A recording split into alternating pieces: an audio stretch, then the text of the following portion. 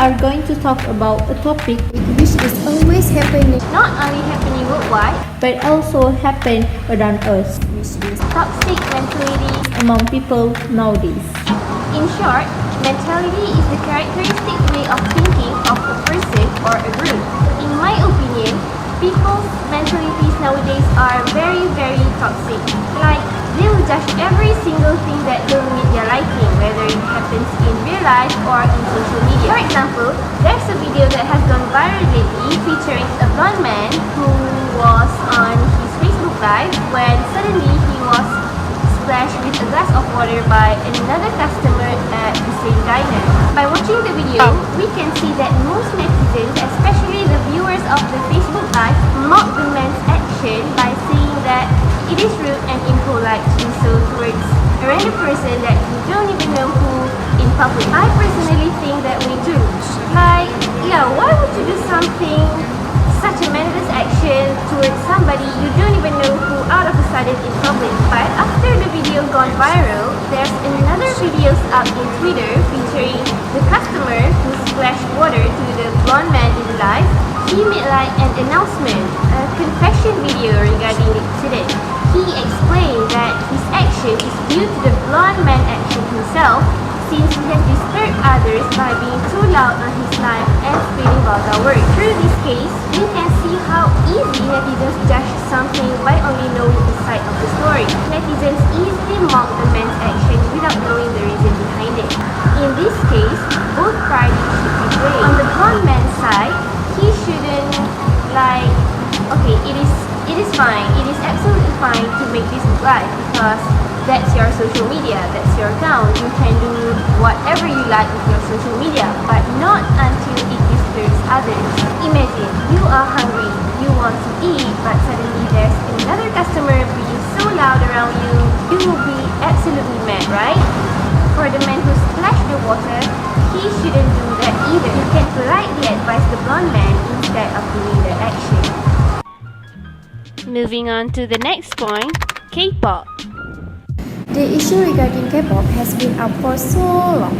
Like, I don't even know why, but Malaysians always have something bad to say about K-pop and the K-popers. Like, those K-pop boys are plastic, stop being so fanatic, they never know you exist, they won't ever help you in the hereafter, in the akhirat.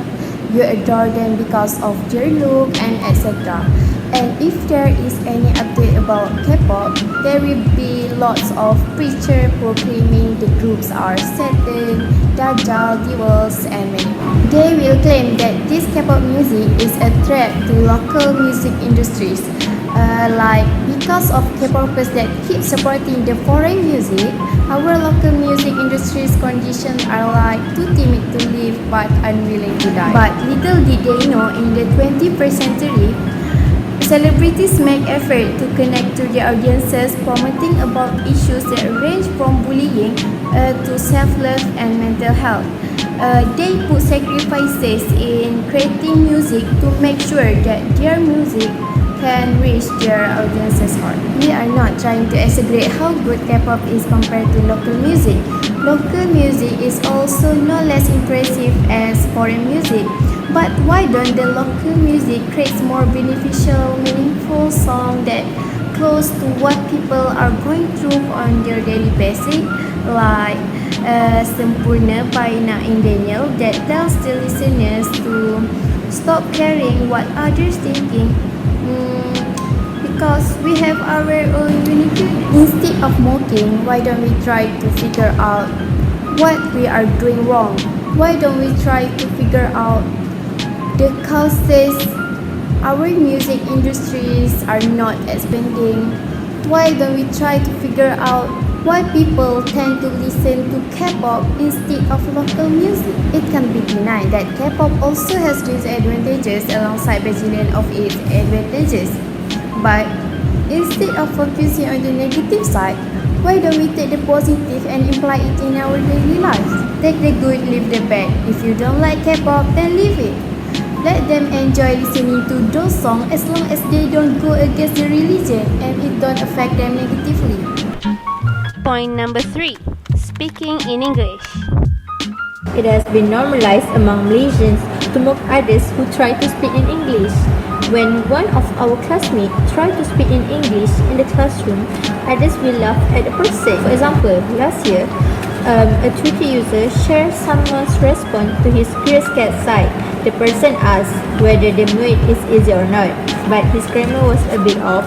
So the person replied in a slight mocking way that it will be hard if he can't even construct a simple sentence in a right way.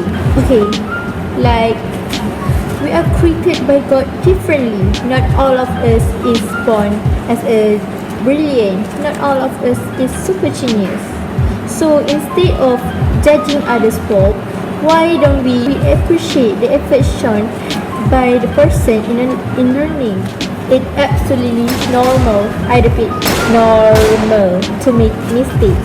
Why? Because we are human. This kind of scarcity mentality is the main reason why people are afraid to learn something new, because they are afraid to make mistakes. In conclusion, this kind of mentality need to be changed. We need to remember that everyone is different. Everyone's opinion is different, and that should be respected. Why? Because not all our opinion is right. So before we speak, we need to think if our word will possibly hurt others. Because like what I said earlier, people are different. We don't know how their situation is. So think before you speak in order to make this place is a better place. This kind of mentality need to be changed.